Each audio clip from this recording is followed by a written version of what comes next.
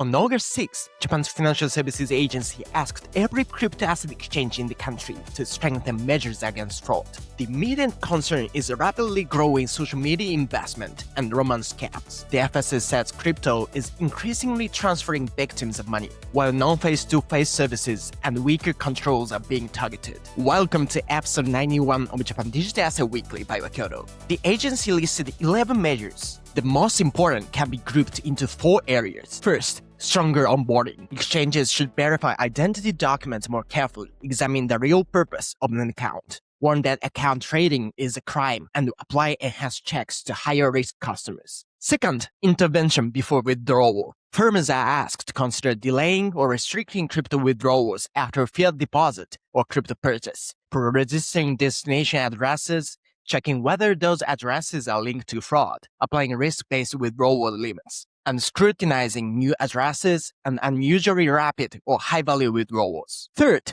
better detection and response. Monitoring should combine customer profiles, transaction behavior, devices, access environments, and current scam patterns. Once risk is detected, firms should quickly contact the customer, hold or restrict the transfer, freeze an account where appropriate, and maintain a response capability for nights and holidays. Fourth, stronger authentication and cooperation. The request calls for phishing-resistant multi-factor authentication, matching the remitter's name with the crypto account holder, sharing scam patterns among exchanges, and giving information quickly to the police. These are requested measures, not a new statute. The application is risk-based, and the FSA recognizes that system changes may take time. But preventing a suspicious transfer before it leaves the platform is becoming as important as reporting it afterwards. According to Japan Financial Intelligence Center's 2025 annual report, Japan received more than 1 million suspicious transaction reports across all covered sectors. Crypto exchanges filed 44,335.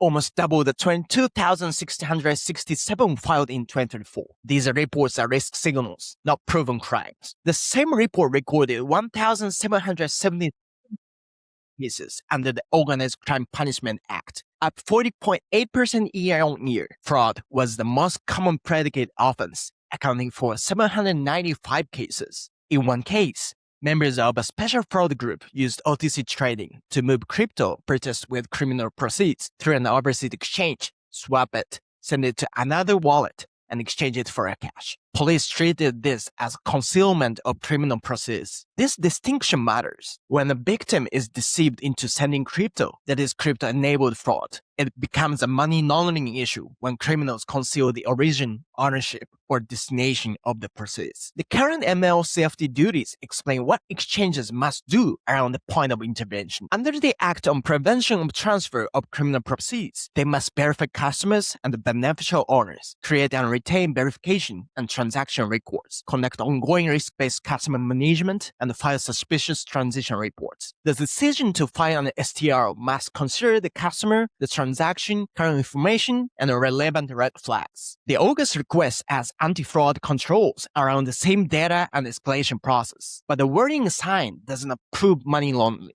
Firms still need a documented, risk-based judgment. For qualifying transfers to another regulated provider, the travel rule requires originator and beneficiary information to accompany the transfer. The July legal reform does not change that allocation. It will move the main regulation of crypto trading to the Financial Instruments and Exchange Act and add investor protection and market rules. It is not yet enforced and does not replace the existing ML CFT regime. The risk also extends beyond exchanges. On April 28th, the FSA, Ministry of Finance, Ministry of Land, Infrastructure, Transport and Tourism, and National Police Agency jointly asked real estate and crypto industry groups to address property transactions using crypto. They highlighted 3 issues. Receiving crypto from a buyer and paying fiat to a seller may constitute unregistered exchange activity. High-value property proceeds inconsistent with a customer profile may require stricter verification and STR and policy notification. Foreign exchange reporting may apply to more than 30 million yen received from overseas or non-resident acquisition of Japanese real estate. This is the broader compliance picture. The same criminal proceeds can enter through a scam, cross-exchange, change assets and wallets, cash out through an intermediary, or appear in a property transaction. No single alert tells the entire story. For international exchanges and compliance providers, The practical question is whether your Japan operation can connect customer, wallet, transaction, device, and source of funds information, make a defensible decision, and intervene at any hour. If Japan is part of your expansion plan, contact Wakyodo before these obligations become an implementation problem. Thank you for watching, and see you next Monday.